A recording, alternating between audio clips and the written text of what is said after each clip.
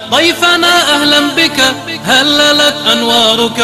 أنت بين أهلك قد نزلت دارك. ضيفنا أهلا بك هللت أنوارك، أنت بين أهلك قد نزلت دارك. مرحبا بمن أتانا أيها الزائر، أهلا لك في القلب مكانا. عشرة وكفى، والصلاة والسلام على من لا نبي بعدها. ما بعد، اتقوا الله أيها المسلمون وأطيعوه في السر والعلن. أحبتي في الله، إلهي سبحانه وتعالى wuxuu abuuray lab iyo dhidig. maanta waxaan qaadan doonaa insha allahu tacaala aadaab iyo axkaam ku saabsan guurka, maxaa yeelay diinteena islaamka waa diin waasaca, dhinac walba way ka hadashay. diintu maxay ka qabtaa aroosyada aan dhigano, inteesa ka waafaqsanahay, maxaase khilaaf nooga jiro oo diinta aan ku khilaafsanahay. nabi sallallahu alayhi wasallam hadigiisa ayuu ka mid yahay in la isguursado. horta guurku waa shay xalaal ah, maxaa yeelay nabi sallallahu alayhi wasallam xadiis wuxuu ku yiri qofka bani aadamka muslimka ah hadduu guursado diintiisii kala bar wuu ilaashaday, inta kalena asagaa ilaashan karo. mar hadduu guursado fitnooyinka dhan ilaahay subxaanahu wa tacaala dhanka guurka ugu imaan lahaa ilaahay wuu ka badbaadin doonaa insha allah. 3 saxaabi ayaa waxay soo booqdeen nabi sallallahu alayhi wasallam gurigiisii, markaasay waxay weydiiyeen qaabka uu nabiga sallallahu alayhi wasallam uu u nool yahay, cibaadadiisa ayay wax ka weydiiyeen. markii loo sheegay ayay waxay dhaheen anaga hadiiba nabiga sallallahu alayhi wasallam oo dambigiisii la dhaafay kiisii hore kiisii dambe oo saan u cibaadaysanayo, mid wuxuu ku dhaartay anigu weligeeyba soon leen wada maalin walba waa soomaya. kan kalena wuxuu ku dhaartay in asagana maalin walba uu salaad tukanayo, bas habeenkii dhan salaad u taagnaanayo. kan saddexaadna wuxuu ku dhaartay asagana inuusan guursanaynin bar dambe, guurba inuusan guursanaynin, maxaa yeelay guurkii mashquulkii iyo naagtii iyo warkeedina iska dhaafo, cibaado uu u go'o. nabi sallallahu alayhi wasallam arrintii loo sheegay, wuu u yimid wuxuu yidhi arrinkaan laydinka soo sheegay sax miya? waxay dhaheen haa waa dhahnay. markaasuu wuxuu yidhi sallallahu alayhi wasallam innii la akhshaakum lillah, alla ka cabsi haddii la dhaho anaa idinka cabsi badan, ilaahay xaggiisa iga cabsi badanna ma jirto. anigana wuxuu yidhi waa soomaa waana afuraa, maalmo waa soomaa maalina waa furaa soonka, oo soon la xiriirinaaye ma sameeyo. haweenkii qaybna waa seexdaa qaybna waa cibaadaystaa, oo haweenkii dhan ma soo jeedo. dumarkana waa guursadaa, intaas waa sunnadeeda. qofkii sunnadeeda ka leexda anigu iga mid ma ahan uu yidhi sallallahu alayhi wasallam. meesha waxaa soo hoosgalaayo dad fara badan waxaa jiro oo aan guursan, oo ilaa ay da' ka gaaraan oo ku dhahaya anaga guur maba rabnaba. sabab hadda oo lacag la-aan darteedana ma jirto, guriga u dhaqi kara la-aanteeda ma jirto. wuxuu ka baqaa islaamkan mas-uuliyaddeeda iyo ilmaa la dhali doonaa, waxbaa lagaa rabaa. dhibaatadaas waxay u geedad qaarkood inaysan guursanba oo guur dhanba iskaga leexdaan. haddii guur aad ka leexato waxaad ka leexatay nabi sallallahu alayhi wasallam sunnadiisa. nabi sallallahu alayhi wasallam wuxuu yidhi yaa macshara shabaab, dhalinyaroy qofkii guurka awooda, meherkii iyo gurigii wixii biilka awoodi karaba ha guursado, maxaa yeelay indhahaaga way ku qarsoomayaan, farjigaagana zino iyo faxshi aad ilaalinaysaa. qofka markii guur uu niyeysto marka maxaa laga rabaa axkaam inuu sameeyo, aadaabta uu sameynayo. waxaa ugu horeeya ikhtiyaaru almar'ati asaalixa, inuu doorto dumar fiican. maxaa yeelay gabadhan awlaad baa ilaahay kaa siin doono. haddii ay tahay mid fadara ah oo xun oo meel daran aad ku soo aragtay aad soo guursatid, gurigaas wanaagga waa ku yaraan doonaa. maxaa yeelay nabi sallallahu alayhi wasallam wuxuu yidhi 4 waxay ka mid tahay adduunyada wanaaggeeda iyo liibaanteeda: guri waasaca, gaadiid adi aad leedahay, diris wanaagsan, iyo naag fiican. waa la wada ogyahay haddii naagta ay kugu xun tahay xaaladaadoo dhan way halaysan tahay. qofka haddii guriga buuq yar ugu furan yahay, magaalada xitaa ma joogi karo, asxaabtiisii mala heshiin karo, shaqada hadduu yimaado asaga dhan waa nervoso, laba hadal saddexaad dagaala ka soo horeeya, laakiin saakay asoo si fiican loo soo macsalaameeyey oo daanka laga soo dhunkaday uu soo baxo ka waranba wixii la weydiiyay waa iska bixinaa ninkaas waa iska faraxsan yahay laakiin guriga hadduu dhib ka jiro ninkaas ma xasilna guriga wuxuu ku xasilaa markaada hore aad soo guursanaysid gabar fiican oo wanaagsan aadaab leh diin leh raadi gabadha fiican maxaa lagu yaqaanaa xuquuqaadkeeda inay ka soo baxdo ninkeeda waajibaadkiisa inay ka soo baxdo ilmaha inay tarbiyeen karto tarbiyada inta ugu badan hooyada ka qayb qaadato maxaa yeelay guriga waxa inta badan ilmaha la joogo ayada waxa xun iyo waxa fiican ayada u sheegi karto laakiin habartii haddii ayadaba ilmaha ay u bilaabayso waxa xun ilmaha yaryar waa aragteen wiilasha waxay isku ekeysiyaan aabbayaalkooda jimcihii markii la gaaro wuxuu leeyahay khamiiskayga isoo bixiya aabbahay khamiisuu xirtay aabihiis hadduu arag kabaran oo xumaan samaynayo aabbahaaga beri canugaaga hadduu hallaabo adaa haleeyo ogow hooyadana waa la mid tahay sidoo kale nabi sal alla alay wasalam wuxuu yidhi idaa khataba ilaykum man tardawna diinahu wa khuluqah arrintan waalidiinta ku baraarugaano nabi sal alla alay wasalam waalidiintuu la hadlayaa dhammaanteena gabdha waa wada dhalnay waalidiin waa noqon doonaa qaarkeena nabi aslam wuxuu yidhi hadduu gabar idinka soo doonto qof diintiisa iyo dabeecadiisa ay fiican tahay lama dhihin waalidiin fiiriya qof ingiriiska ka imaaday lama dhihin qof dibadda ka yimid lacagta haaye mala dhihin nabi aslam wuxuu yidhi qof hadduu idin yimaado oo diintiisa ay fiican tahay dabeecadiisana ay fiican tahay ninkaas naagta ha lagu daro fazawijuuhu wixii la cuni lahaay nebiyo ma sheegaysid miya adiga meeshaan waa dilis guursada raashiina la rabaa wax baa la rabaa nebi muxuu sheegi waayey nebiga xilligiisa wax ma la cuni jirin waa la cuni jirin laakiin ma sheegoy sabab muxuu sheegi waayey guriga ninkaas haddii guriga raashiin uu soo dhigi karo oo telefisyon uu dhigi karo farinjeer uu keeni karo khasaalad uu keeni karo ما به النبي صلى الله عليه وسلم وما من دابة في الأرض إلا على الله رزقها هرت wax walba adduun ku nool oo xayawaan ahaado bani aadam ahaado rizqi ilaa balan qaadi adi shaqada aad shaqeynaysid iyo murqahan ku kuusan rizqan ku keenaysid asbaab wa asbaab adaa loo qancina ina shaqeynaysid leeyo tusin rabaa ma aha shaqo wax ku keeni kartid bal barakadu waxay badataa marka naag soo guursatid maxaa mas'uuliyada soo fuushay ilaahay subhanahu wa ta'ala ma ku dayacay waalidiintu waxa leeyahay hadii qof diintiisa iyo dabeecadiisa idin anfacdo hadduu idin yimaado u guuriya rasuul allah dan diidna ka waran maxaa dhacay waatan illa taf'alu hada samay weysaan oo ninka lacag aad ku mashquulisaan 10 kun kan jiif dhig fadhi dhig hotel royal palace halu dhiga arooska intaas xujo hadii waalidka uu keeno takun nabi waxa dhici doonto fitnatun fil ardi dhulka fitna ka dhici doonto wa fasaadun ariid iyo fasaad aan la qaban karin ma dhacin waajibna hadda nabi sallallahu alayhi wasallam wuxuu sheegay u jeedna waalidiinta qaar khayr Allah siiyo wixii waa fududeeyaan kuwa qaarna Allah soo hanuuniyo wixii waa adkeeyaan markay adkeeyaan wiilkan iyo gabadhan way israbaan sharafta aad diiday in gabadhaada marka meelaas lagu jiijiido nabiga sheegay aad diiday wanaag ninkan uu qoos hadii cilad ay jirto oo ogtahay ninkan inuu diin la'aan yahay oo ayaal suuq uu yahay markaas xaq ku taaganta laakiin nin muslim oo nadiif ah tukanaya shaqeysanayo ku soo doonto wadaado inta soo dhig lacagta hadhihin Ahmad ibn Hanbal imaam jaliilka ahaa xalqadiisa ayaa waxa joogi jireen arday aad u fara badan afwan Ahmad Hanbal ma taabici kale ahaa xalqadiisa waxa joogi jireen arday aad u fara badan arday kamid ah ardayga ayuu waayay maalmaha kamid ah markuu waayay maalmo kadib uu arkay wuxuu yiri xagee jirtay Abu Wadaa'a Allah ardayga ayna kunti ya Abu Wadaa'a markaasuu wuxuu yiri sheekhow xaaska ay dhamatay aaskeedan ku maqnaa 10 saacan uga maqnaa sheekhu wuxuu yiri Allah naxariisto qabriga Allah u waasiiciyo dhimashadeeda kadib guur maniyesti waaye guur maniyesina oo dhaani mardan bis waaye maxaa dhacay wuxuu yiri aniga dhanba waxaan haystaa 2 diinaar $2 aba dhahay oo kala waaye $2 maanta laakiin ku goynay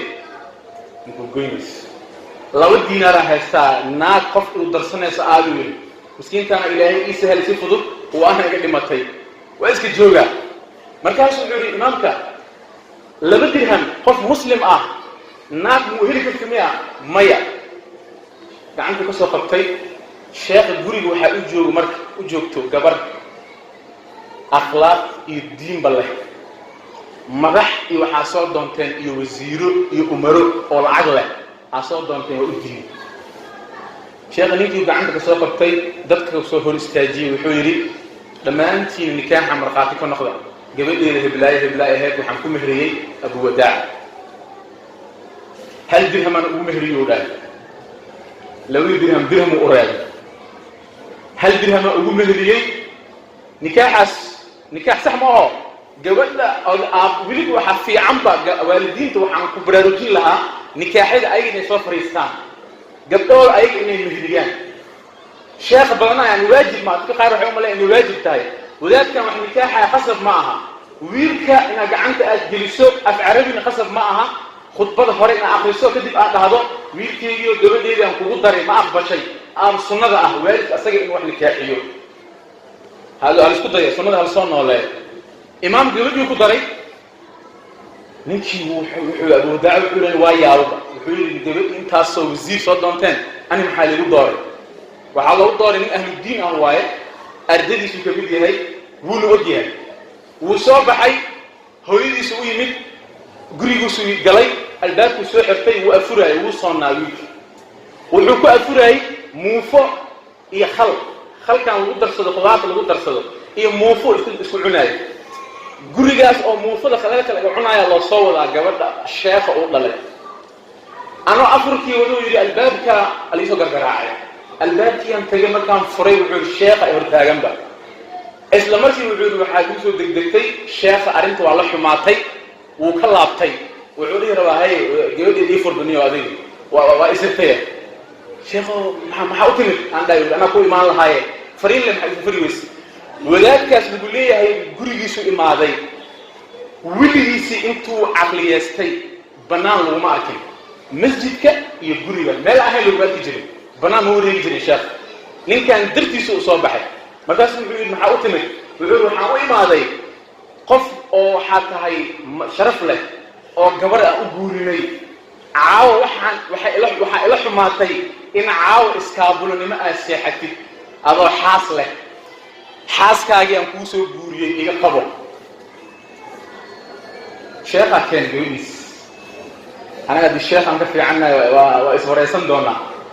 شيخ كان بيقوليس إيجا قو أمانة ذان وحن كبقى ويعاو إن ذنب اللي إخره أول إذا جبر حاسيس مع أنت هو هيستي dad badan aad guriga gabadha waxa ku haysto ma aha oo ninka la xujiyay la yiri gabadha ugu mehersan tahay horta alaabta soo dhigo alaabtaas turkiga oo $950 la gado soo dhig hadii kale ku masiinis markiis xitaa la dhahay dambigaas waalidku ku socdaa markaasa wuxuu yiri gabadha ma ii keentay gabadhii uu qabtay hooyadiisu u geeyay wuxuu yiri gabadhii ay soo guuriyay inta wax ka bilaaba waa naxsan yahay miskiin markaas wuxuu yiri gabadha keen ويودتي سوق ويسي سول لبستي عروسي كسو دغتي ويسو غورس هويديس تدور markay dhameysteen maalinka sideedaad kitaabadiisu isku aadistay ilaa xirwa asaga arday waaye masaajidka soo socda waxay tiri xagee u socotaa waxaan u socdaa aabahaaga sheekhiga waxna soo barto waxba bixinay tiri cilmiga aabahayga ku jiro aniga waa igu jiraa fadhiiso aan ku baraayay tiri inta fadhiiso meel baad gabdhahaas oo cilmigaas iyo aqoontaas iyo sunnada nabiga iyo xadiiska yaqaanay waxa lagu meeriyay hal dirham haweenkiina aabahooda gacanta ka soo qabtay guriga keenay sheekh guriga ma soo gelin xitaa ma dhihin doodadigan bedel shaakira laga rabaa kan tuur ma dhihin albaabku ka laabtay uu keenay uu soo xareeyay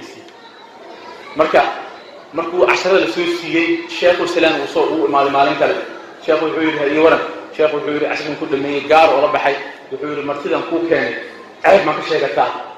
wuxuu sheekho maya wuxuu sheekad iyo naaga ii keentay oo isku duub hal mar cashar kam iimaanna meesha ka baranaa u dhaanay soo socda xitaa sheekhu wuxuu yiri hadii gabadha aad amaantay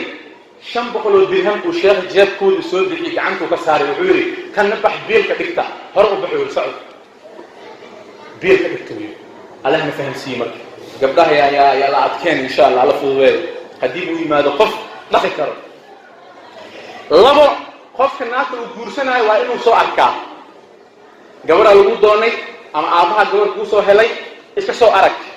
si hadhow aadan u dhihin waa la qiyaanay iyo waxa la isii gabar oo saan ah u dhihin soo arag haddana aragtida waa iska balaaratiyo dadka qaar ayagoo weli isguursan waxa maqlay labadan waalid siiyay meel kasta wada aadayaan meel kasta ayaga wada taagan hotel kasta ayaga fadhiyo sharci ma aha taas ogaada saddex qarashka iyo guurka wax ku baxaya iyo meher in la adkeenin oo gabadhan iyo wiilkan oo Ilaahay subhanahu wa ta'ala isku dooray in Ilaahay uu fududeeyo lagu duceeyo maxamed sallallahu alayhi wasallam min saxaabi aha guursaday wuxuu yiri meeqa ku guursatay lacag meeqa kaaga baxday wuxuu yiri waxa iga baxday 4 oo awaaq oo qalin ah lacag badan waay markaas wuxuu sallallahu alayhi wasallam idinku lacagta waxa u bixinaysiin sida buurta oo kale sida buurta qalinka aad soo fujinaysiin oo kale lacagtu wuxuu hal ilaa lisan ma san yaan lagu ciyaarin afar waxa loo baahan yahay إعلان النكاح نكاح الإعلامية أولو قادو خد بالسرية 19 كيلومتر قبل هدي لقي وامه السنتا واحد جرى ملك إلا أمهرية مهر كان بنانك إعلان بنانك لصار الشيغو نسل عسل محوري نكاح حلاشة كان حرانك وحلوية قانا عد يعني إن لطباقه للشيغو هذينتي مثل قورينا هنا إن دف لو قراع دف تار إن لو قوريو لمخلو marka la maqlo taarka maxaa waaye heblaaya la guurinoya qofka soo maqla Soomaa wax la qariyo ma shan waxa sunna ah in la sameeyo ala bari waliimo zab aan naqaanamo in la sameeyo la cuno zabta maxaa waaye aroos hebel waa in la dhaho la sheego